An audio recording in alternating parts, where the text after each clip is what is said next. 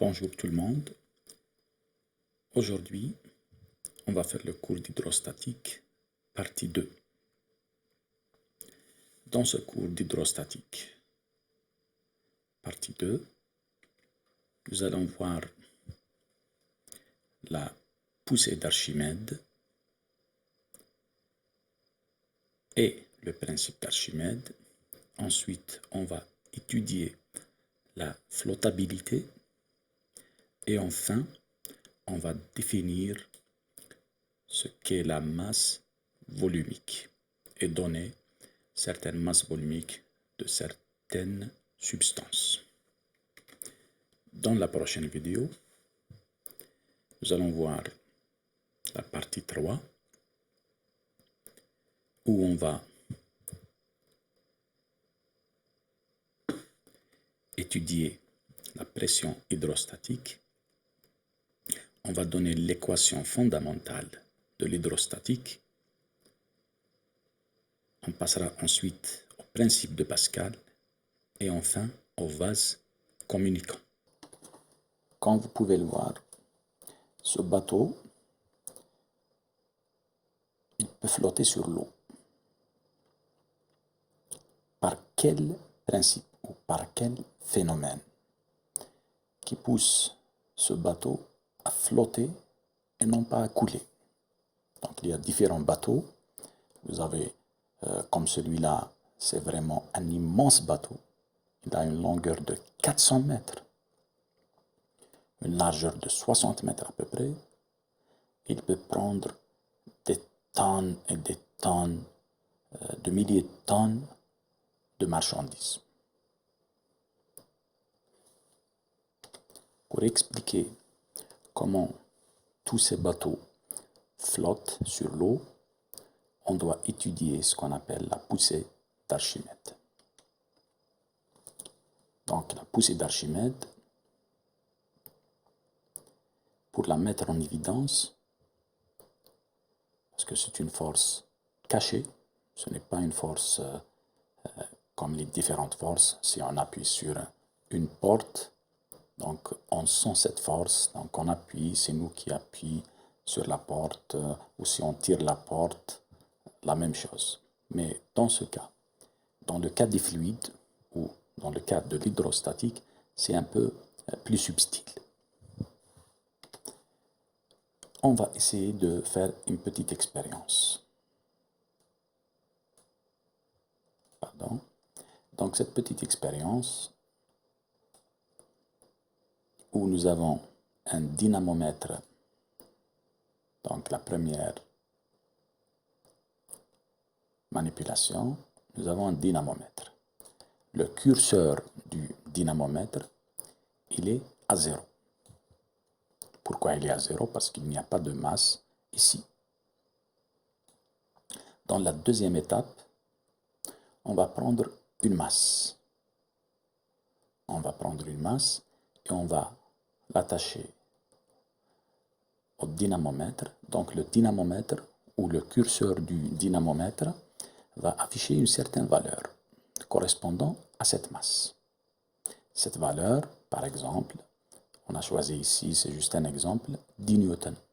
Ça correspond à quoi 10 newtons? Ça correspond au poids de cette masse. Maintenant, on va refaire l'expérience, mais on va mettre la masse, cette masse, la même masse, dans un liquide. Ce n'est pas dans l'air, dans un liquide. Si on refait l'expérience en immergeant la masse dans un liquide,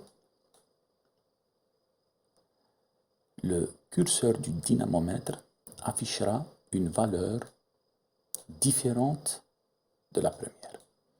Il ne va plus afficher 10, mais il va afficher 7. On remarque que la valeur affichée lors de la première étape, où la masse était à l'air libre, est plus grande que la valeur du poids, donc du nouveau poids si vous voulez, ou de la nouvelle mesure qui est de 7. Ça veut dire quoi? Ça veut dire que dans la deuxième mesure, ou la deuxième expérience, où la masse est dans le liquide, c'est comme si il y a une force qui appuie sur la masse, mais dans le sens contraire à celle du poids. Donc le poids, comme vous le savez, il est toujours perpendiculaire. Ah, donc le poids, c'est celui-là, perpendiculaire à la surface de la Terre. Donc, mais la nouvelle force, celle-là, elle est dans le sens opposé. Donc le poids, il essaie d'attirer la masse vers le bas et cette nouvelle force, elle essaie de pousser la masse vers le haut. Comme vous le savez, tous les objets ont la même accélération de pesanteur dans le champ de pesanteur de la Terre. G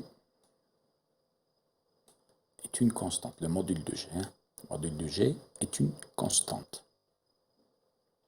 Ça veut dire que si cette masse elle est dans le champ de pesanteur de la Terre, elle aura toujours le même poids. C'est-à-dire le poids est égal à 10 newtons. C'est un exemple ici. Maintenant, comment ça se fait que dans un liquide, alors qu'on n'a pas changé de planète, G est toujours constante, mais la nouvelle mesure affiche 7 newtons, n'est pas égale à 10 newtons. Comme on l'a dit, ça veut dire qu'il y a une autre force qui est cachée, qu'on vient de découvrir, si vous voulez, et qu'on va noter pi. C'est ce qu'on appelle la poussée d'Archimède. Donc la poussée d'Archimède, c'est une force.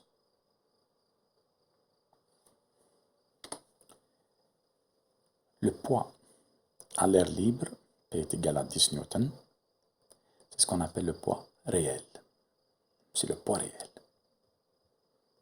Parce que le poids est une caractéristique intrinsèque. Alors, G est une caractéristique intrinsèque, alors que le poids de cet objet doit être de même, le même aussi, parce que nous sommes toujours dans le champ de pesanteur de la Terre. G est constant. P est égal à mg, la masse elle est toujours constante. G est constant, donc le poids est constant aussi. Le P', donc on a dit que pi, c'est la poussée d'Archimède, elle est toujours dans le sens opposé au poids. Et P', c'est ce qu'on appelle le poids apparent. Le poids apparent, c'est quoi? C'est le poids réel moins la poussée d'Archimède. Et on trouve 7 newtons. Donc la poussée d'Archimède, c'est combien? C'est 3 newtons. C'est une force. Il ne faut pas l'oublier.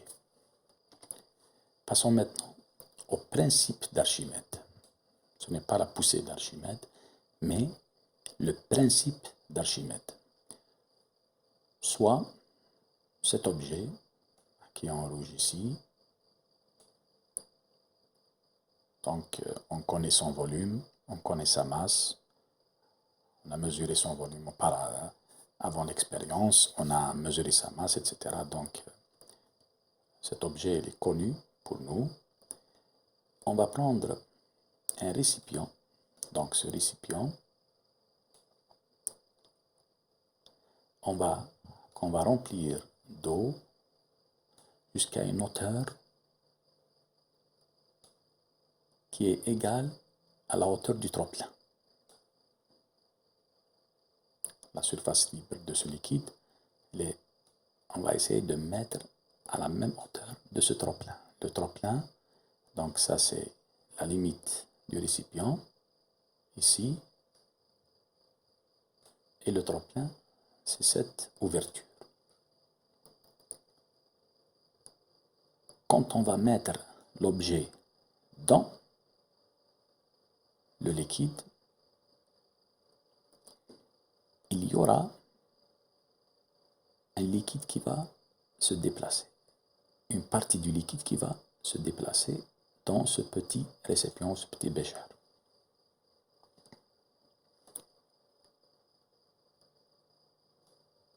On va essayer de mesurer ou de calculer le volume du liquide déplacé. Ça veut dire ce liquide.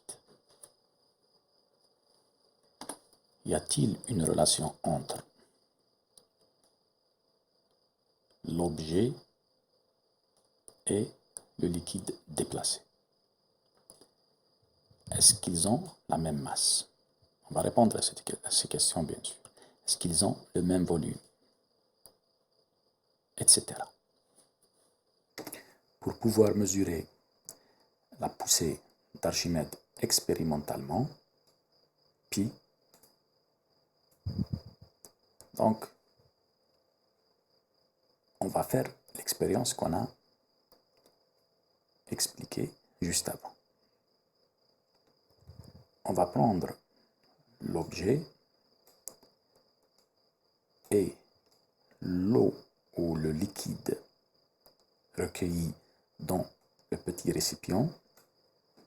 On va prendre le liquide, on va mesurer sa masse, sachant que le volume de l'objet est égal au volume du liquide déplacé. Bon, ici, l'objet est totalement immergé. Maintenant, si l'objet n'est pas totalement immergé, c'est une autre histoire. Donc, c'est le liquide dans le récipient est immergé totalement. Donc, V immergé est égal à V de l'objet.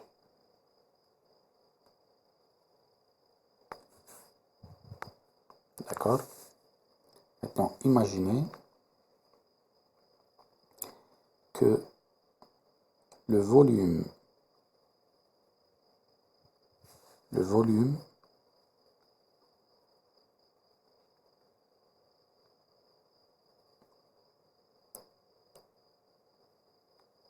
donc le liquide il est là,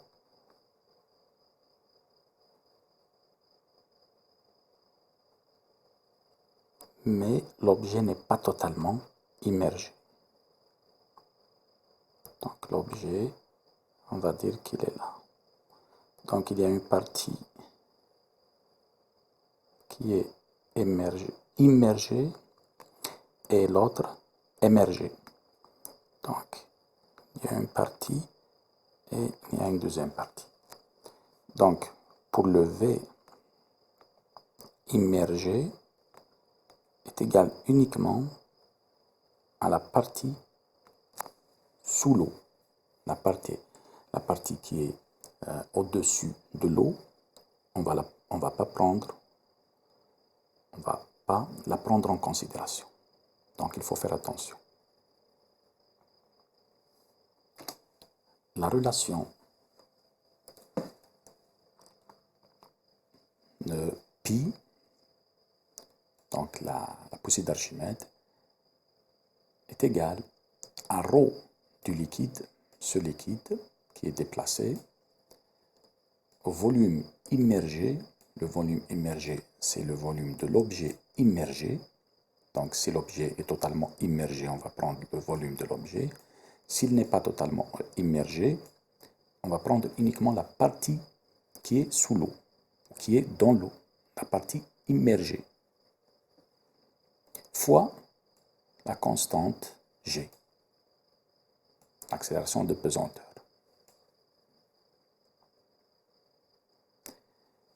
Donc, revenons à l'expérience. Donc, on va prendre ce bécher, on va tarer la balance avec ce bécher et on va mettre ce volume d'eau ou ce volume du liquide qui est déplacé dans le bécher. On va prendre la masse et la masse du liquide est égale à quoi? C'est ρ du liquide fois volume immergé. D'accord? Donc c'est une expérience tout simple que vous pouvez voir aussi la vidéo sur le TP2 que M. Worstein a posté sur YouTube, sur la chaîne YouTube de la faculté, de notre faculté. Je vous donne un extrait juste après. Donc le TP posté sur YouTube de la chaîne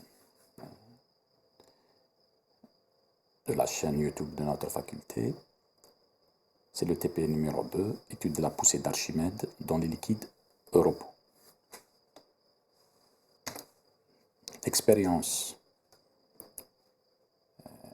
que votre prof a fait, c'est l'expérience de la poussée d'Archimède. Pour pouvoir mesurer la poussée d'Archimède, il a pris un dynamomètre, une masse suspendue au dynamomètre et un bécher gradué. Comme vous pouvez le voir ici. Bon, on prend aussi ce qu'on appelle un cric à vis ou un élévateur. C'est pour compléter notre expérience. Je vous laisse maintenant regarder ce que votre prof a fait, donc la manipulation elle-même, et on va revenir. Donc le prof prend de l'eau, il va le mettre dans le bécher à une graduation bien définie à l'avance. Donc ici, il va mettre 300 ml. Donc, il va prendre le bécher, il va le mettre sur l'élévateur.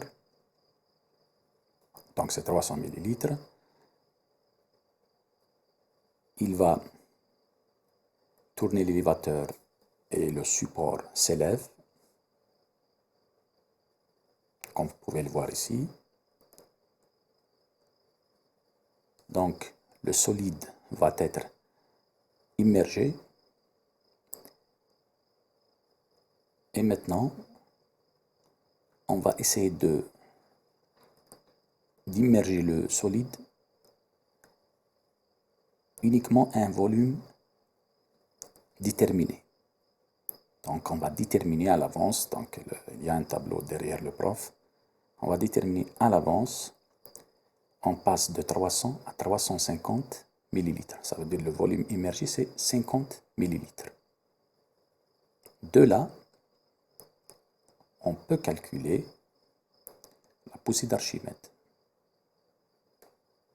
Dans l'expérience, ou dans le TP numéro 2, donc il y a un tableau à remplir pour trouver la fonction, une fonction, d'accord? Comme vous pouvez le voir, donc il a pris la mesure, il remplit le poids apparent et le poids réel. Le poids réel, c'est celui, il est fixe, il est constant, pardon, celui de la masse à l'air libre. Et le poids apparent, c'est celui de la masse quand elle est immergée. Bon, ici, l'objet est immergé à 50 ml uniquement, son volume. Maintenant, il passe à 400, et ainsi de suite. Vous pouvez télécharger la vidéo en scannant ce QR code. Il va vous rediriger directement au lien de la vidéo sur la chaîne YouTube de la faculté. On passe maintenant à la flottabilité. La flottabilité, c'est le pouvoir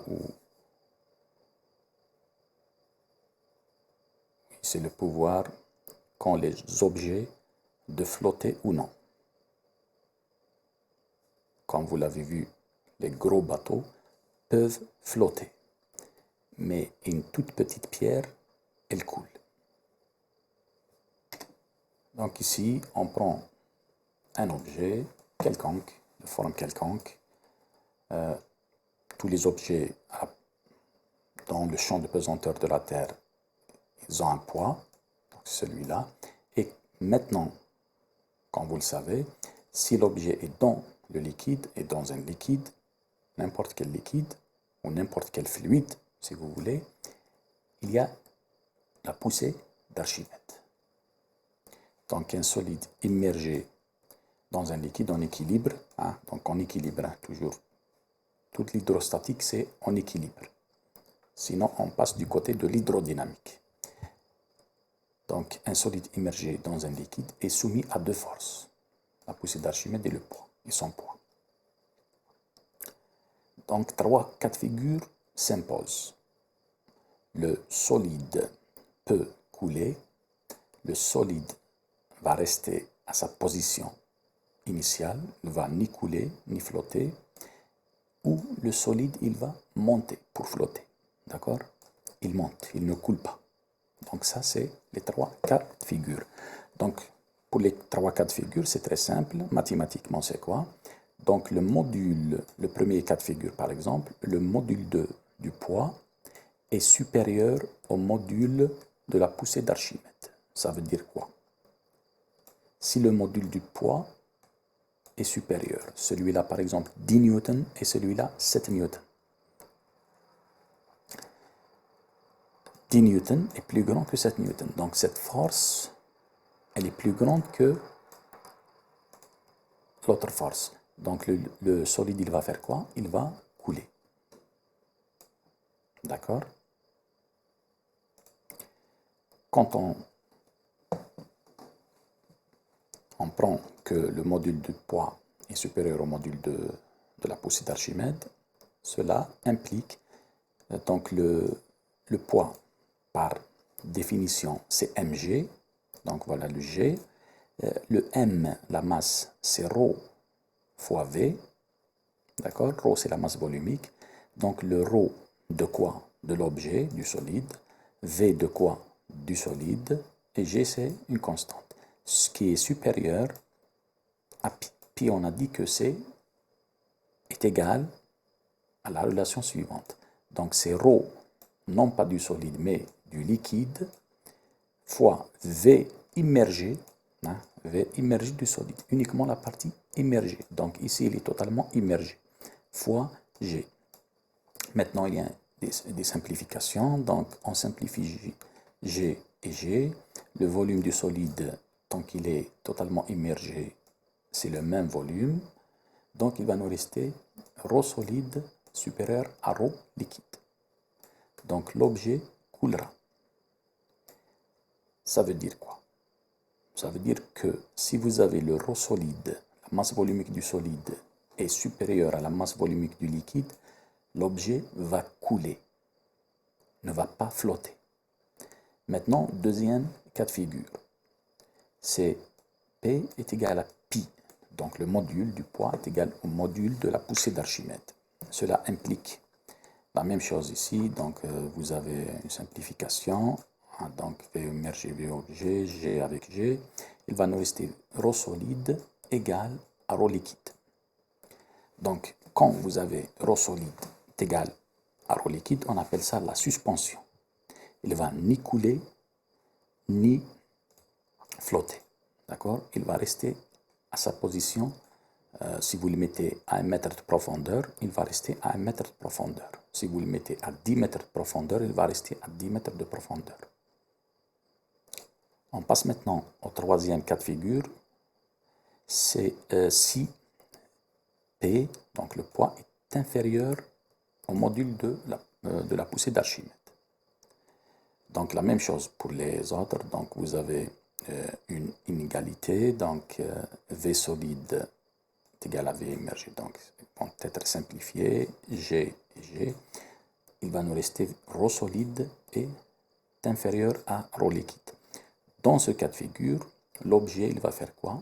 Il va monter. Parce que la force de la poussée d'Archimède est plus grande que le poids de l'objet. Donc l'objet, il va monter et il va flotter sur l'eau.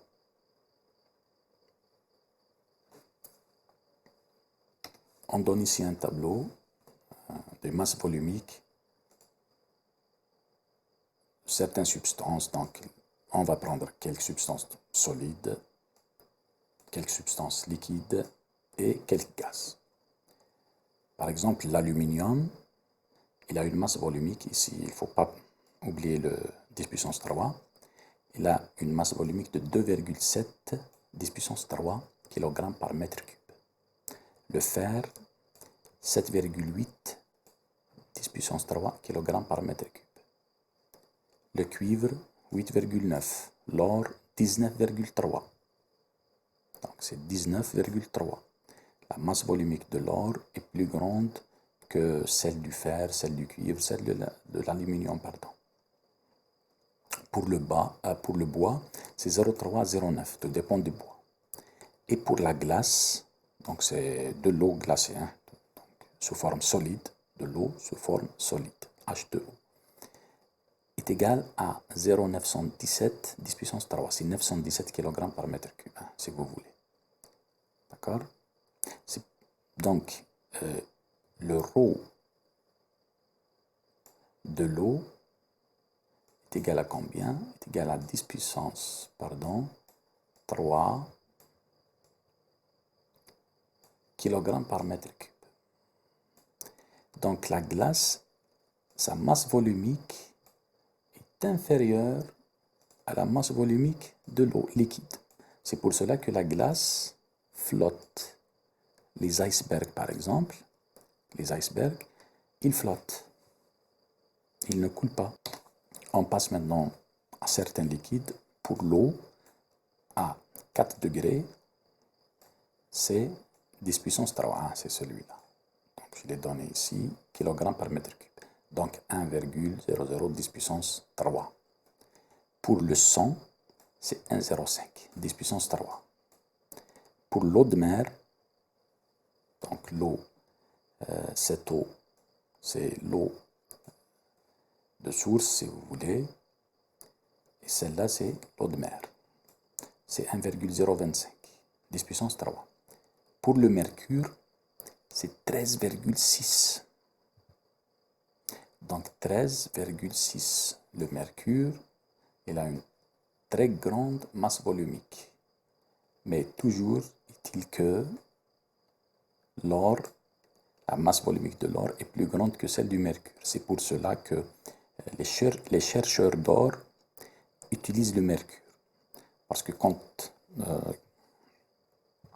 les autres substances, quand on met du mercure dans le récipient, les autres substances montent. Par exemple, l'aluminium, il va monter. Le fer, il va monter. Parce que le fer, la masse volumique du fer est inférieure à la masse volumique du mercure. Le cuivre, il va monter. Mais l'or ne va pas monter. C'est une sorte de filtration. Donc, ils prennent ce qui n'est pas de l'or à la surface du mercure et l'or va rester au fond du récipient. Pour les substances gazeuses, on ne peut pas donner directement leur masse volumique sans parler de la température et de la pression. Donc pour les liquides et les solides, il n'y a pas de problème. Mais pour les substances gazeuses, elles dépendent fortement de la température et de la pression. À 0 degré Celsius et à 1 atmosphère, l'air par exemple, il a une masse volumique de 1,29 kg par mètre cube. Ce n'est pas un 10 puissance 3.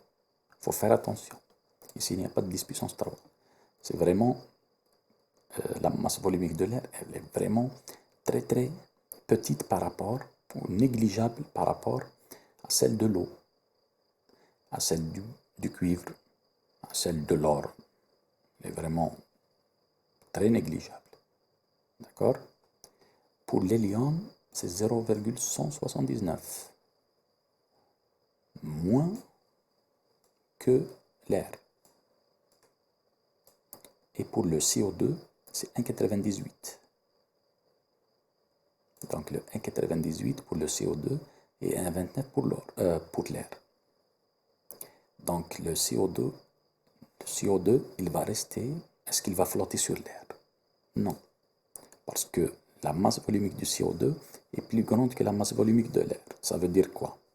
Ça veut dire que le CO2, il reste toujours près de la surface de la Terre et l'air au-dessus. D'accord? Et c'est très dangereux et mauvais pour la santé. Comme vous pouvez le voir sur cette vidéo, les icebergs, ils sont partiellement immergés. Donc il y a une partie à l'extérieur, comme vous pouvez le voir ici, une partie immergée, une partie émergée sur l'eau, une partie immergée sous l'eau. D'accord?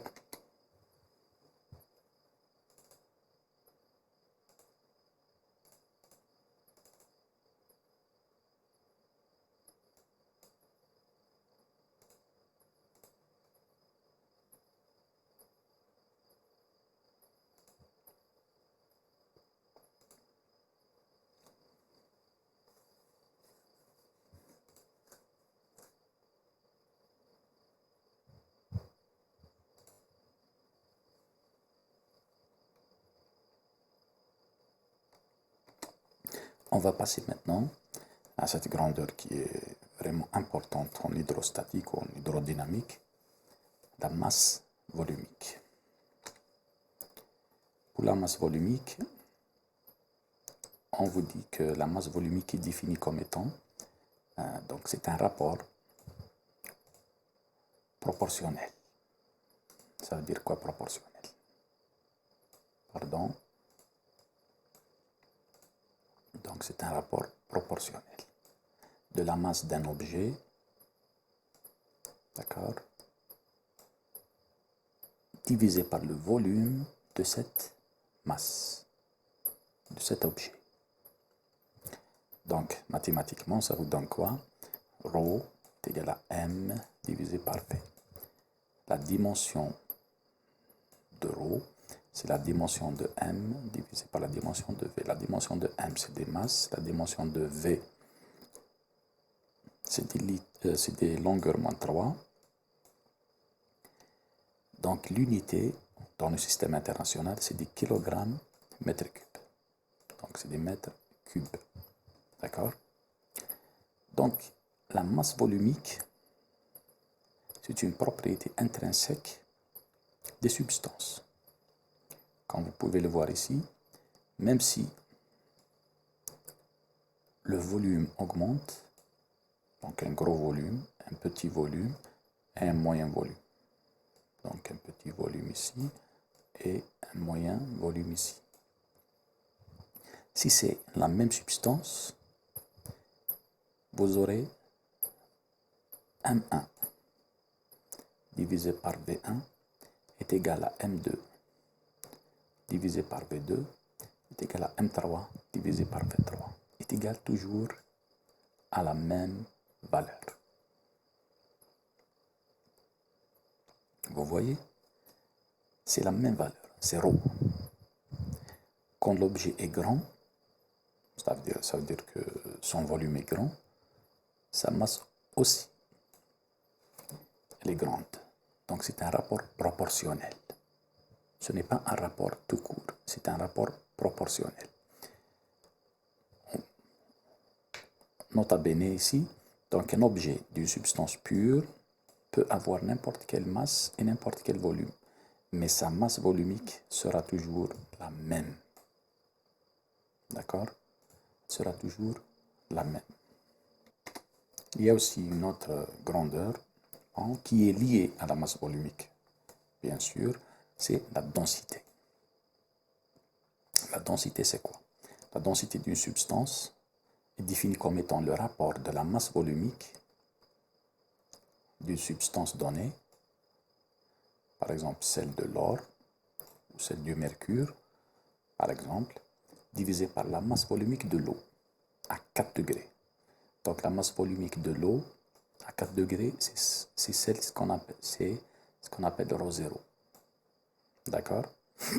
On utilise ρ0. Donc, la densité d'une substance donnée est égale à la masse volumique de cette substance divisé par la masse volumique de l'eau. Donc ρ0 est égal à 10 puissance 3 kg par mètre cube. Donc la densité D est un nombre sans dimension. Il faut faire attention. La masse volumique, elle a une dimension, mais la densité non. Les concepts de masse volumique et de densité sont très utilisés en mécanique des fluides, bien sûr. Pour terminer le cours d'hydrostatique, la prochaine vidéo sera sur la partie 3. Donc la partie 3, où on va voir la pression hydrostatique, l'équation fondamentale de l'hydrostatique, le principe de Pascal et les vases communicants. Après ces 3 cours, vous aurez aussi des vidéos sur le corrigitype de la série numéro 4 qui porte sur l'hydrostatique. Merci pour votre attention et à la prochaine fois.